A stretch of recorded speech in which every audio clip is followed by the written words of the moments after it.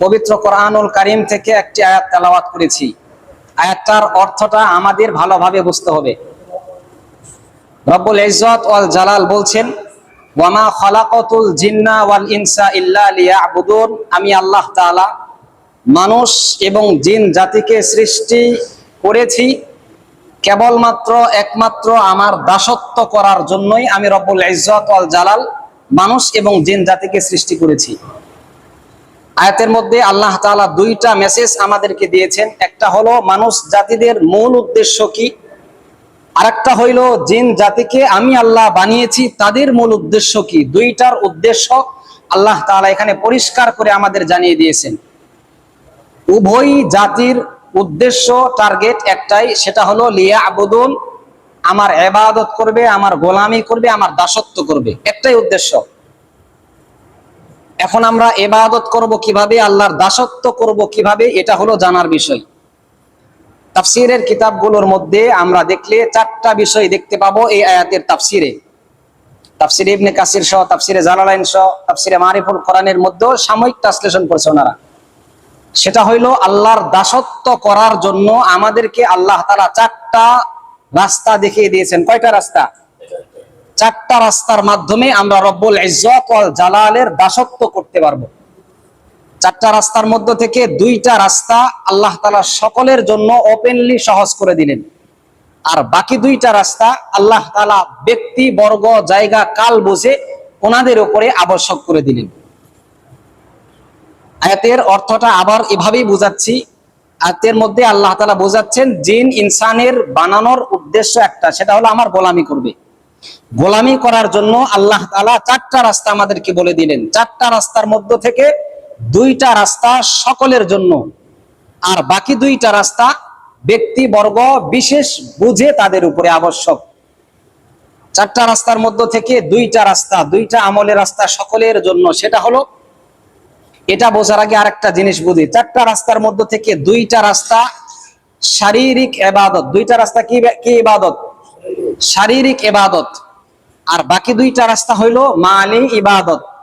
শারীরিক দুইটা ইবাদত, এই ক্ষেত্রে আমরা সকলেই সমান। ধনী গরিব মিসকিন ফকির রিকশা চালক বাড়ির বিল্ডিং এর মালিক গাড়ির মালিক সকলেই সমান। আর বাকি যে দুইটা রাস্তা মালি রাস্তা, এই দুইটা রাস্তার ক্ষেত্রে ব্যক্তিবর্গ বিশেষ এই দুইটা রাস্তা তাদের জন্য প্রযোজ্য। শারীরিক ইবাদত যেমন নামাজ, এটা শারীরিক ইবাদত।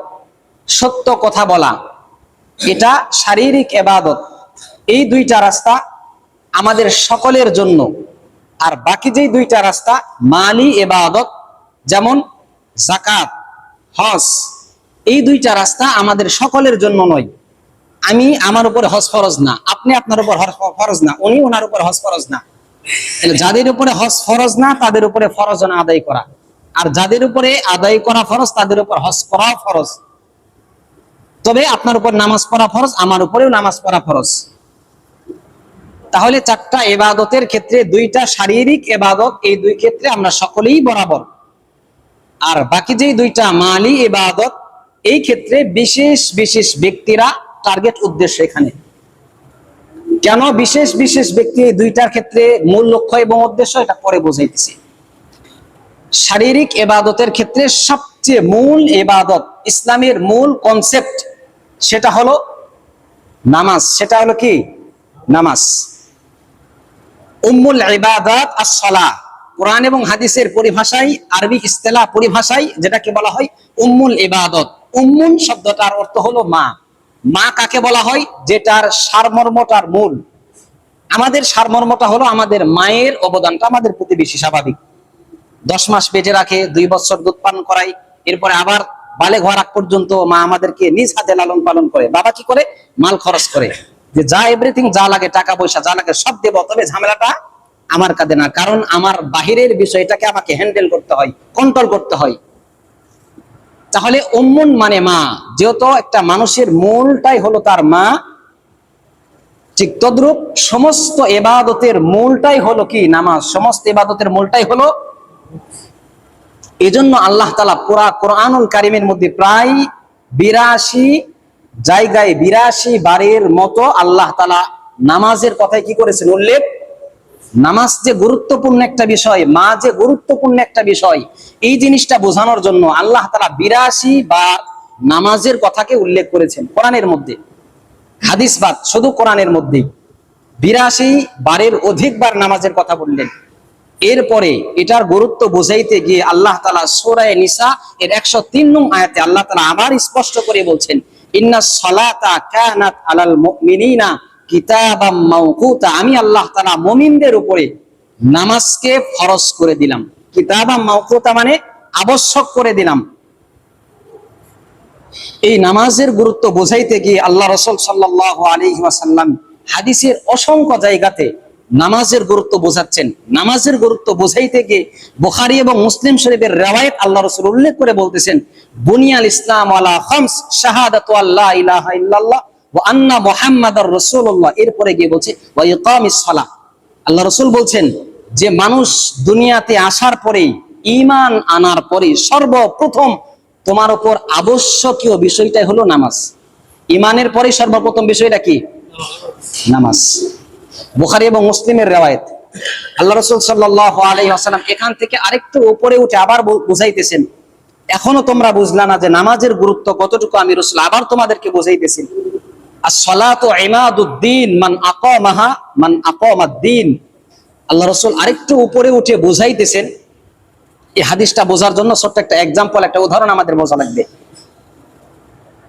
এই যে আমাদের একটা ঘর, এটারে বলি, আর এটার মতোই আরেকটা সিস্টেম আছে যেটারে বলা হয় তাবু। তাবু আমরা বুঝি না? তাবু বুঝি। এই তাবুটাকে দাঁড় করিয়ে রাখার জন্য মোটামুটি 4টা-5টা স্তম্ভ লাগে। 4 কর্নারে 4টা আর মাঝখানে একটা স্তম্ভ লাগে। আরবি থেকে বলা হয় ওই স্তম্ভটাকে বলা হয় আল উস্তুয়ানা। আল উস্তুয়ানা মানে স্তম্ভ। 4 কর্নারে যে 4টা খুঁটি থাকে, এটা টানানোর পরেও তাবুটা কিন্তু মাঝখানে ঝুলে পড়ে না। এই মাঝখানটাকে সোজা করার জন্য মাঝ বরাবর একটা বড় বাঁশ লাঠি স্তম্ভ দাঁড় করানো হয়। ইস্তেমার মাঠে গেলে আপনারা এবল দেখতে পাবেন এই বিষয়টা, জমজমাট একটা বিষয়।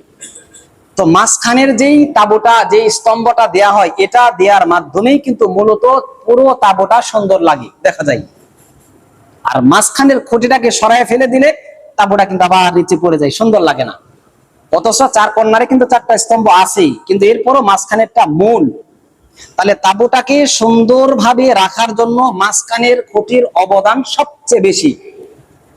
আল্লাহ রাসূল সাল্লাল্লাহু আলাইহি ওয়াসাল্লাম বুঝাচ্ছেন, আস-সালাতু ইমাদুদ্দিন। নামাজটা হইল পুরো দিনের মূল বিষয়। পুরো দিনের মূল বিষয়টা কি? ওই তাবুর মধ্যে মাঝখানের খুঁটিটা যেমন মূল, এটা ছাড়া যেমন তাবুটার অস্তিত্ব থাকতে পারে না, ঠিক তদ্রুপ মুসলমানের মূলটাই হলো নামাজ। ওনার নামাজ নেই মানে ওনার মূলটাই নেই। নামাজ নেই মানে ওনার পুরো দিনটাই বাতিল ওনার। কেন? আল্লাহ রাসূল সাল্লাল্লাহু আলাইহি ওয়াসাল্লাম আরেকটু ক্লিয়ার করে বুঝাইতেছেন যে মুমিন এবং মুসলমানের মধ্য থেকে, মুসলমান এবং কাফেরের মধ্যে মূল পার্থক্যটাই হলো, মূল ডিফারেন্সটাই হলো তারকুস সালাহ। যে নামাজ পড়ে মনে করবেন এটা মুসলমান, যে নামাজ পড়ে না মনে করবেন এটা মুসলমান না। আল্লাহ রাসূল পার্থক্য বুঝাইতেছেন। এইখান থেকেও, এই হাদিস থেকেও আমরা বুঝলাম যে মুমিনের মূল বিষয়টাই হলো কি? নামাজ। আল্লাহ রাসূল সাল্লাল্লাহু আলাইহি ওয়াসাল্লাম নামাজের গুরুত্বটা বুঝাইতে গিয়ে সর্বশেষ আল্লাহ রাসূল সাল্লাল্লাহু আলাইহি ওয়াসাল্লাম মুমূর্ষ অবস্থায়, যেই সময় দুনিয়া থেকে বিদায় নেবেন, আলী রাদিয়াল্লাহু তাআলা আনহু সামনে উপস্থিত। আল্লাহ রাসূলের ওই সময় মুখের কথা প্রায় শেষ, আর বের হচ্ছে না, এমন সময় আল্লাহ রাসূল সাল্লাল্লাহু আলাইহি ওয়াসাল্লাম এরকম মুখ নাড়ে নাড়ে কি যেন বলতেছে, তবে এটা স্পষ্ট বোঝা যায় না, তবে ঠোঁট যে নড়তেছে এতটুকু ক্লিয়ার। আলী রাদিয়াল্লাহু তাআলা আনহু চিন্তা করলেন যে আল্লাহ রাসূল সাল্লাল্লাহু আলাইহি ওয়াসাল্লাম এই মুমূর্ষ অবস্থায় শেষ সময়ে কি বুঝাইতে চাইতেছেন। আলী রাদিয়াল্লাহু তাআলা আনহু ভাবলেন যে মনে হয় কিছু একটা বলবে, আমি কানটাকে ওনার মুখের কাছে নিয়ে যাই, লাগাই দিই, দেখি কি বলতে চাই। আলী রাদিয়াল্লাহু তাআলা আনহু ওনার কানটাকে রাসূলের মুখের কাছে নিয়ে লাগাই দিয়েছে। এরকম আল্লাহ রাসূল সাল্লাল্লাহু আলাইহি ওয়াসাল্লাম 4টা বাক্য উচ্চারণ করেছিলেন। আল্লাহ রাসূল সাল্লাল্লাহু আলাইহি ওয়াসাল্লাম বলছিলেন, আস-সালাহ ওয়াজ যাকাত ওয়াস সিয়াম ওয়া মা মালাকাত আইমানুকুম। আস-সালাহ ওয়াস সিয়াম ওয়াজ যাকা ওয়া মা মালাকাত আইমানুকুম, চারটা শব্দ ব্যবহার করেছেন। চারটা শব্দের মধ্যে থেকে প্রথম শব্দে বলেছেন আসসালা, আসসালা, আসসালা, নামাজ, নামাজ, নামাজ। তাহলে বোঝা যাচ্ছে যেই সময় মুখ বন্ধ করে ফেলেছে, কথা একটু পরেই তার প্রাণ রূহটা দেহ থেকে ত্যাগ করবে, এমন তো অবস্থায় সর্বশেষ কথা আল্লাহ রাসূল সাল্লাল্লাহু আলাইহি ওয়াসাল্লাম আমাদেরকে বুঝাইতেছেন নামাজ, নামাজ, নামাজ। তাহলে বোঝা গেল আমাদের মূলটাই হলো কি? নামাজ। মূল এটাই যে নামাজ, এটাকে আল্লাহ তাআলা কোরআনের মধ্যে অন্য অ্যাঙ্গেল থেকে বোঝাইতেছেন এইভাবে, ইন্নাস সালাতা তানহা আনিল ফাহশাই ওয়াল মুনকার। নামাজটা যে তোমার জন্য মূল, এই মূলটা কখন হবে? যখন নামাজটাই সবকিছুর জন্য যথেষ্ট হয়ে যায়, তখন তো এটা মূল হয়ে যায়। আল্লাহ তার এটাই বুঝাইতেছেন, তুমি যদি নামাজ পড়ো তাহলে নামাজ তোমাকে অশ্লীল কাজকর্ম থেকে, ফাহেসা কাজকর্ম থেকে, সবকিছু থেকে, অল সাইড সবকিছু থেকে তোমাকে নামাজটা বিরত রাখবে।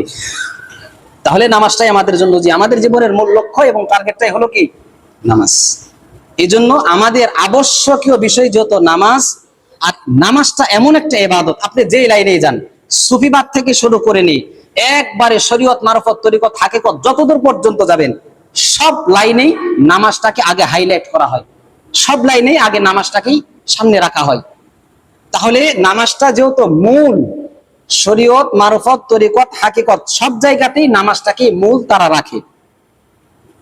তাহলে বোঝা গেল নামাজের ভ্যালু আছে, একটা গ্রহণযোগ্যতা আছে। এটা ছাড়া অন্য কোন রাস্তায় পৌঁছা আমাদের পক্ষে সম্ভব না।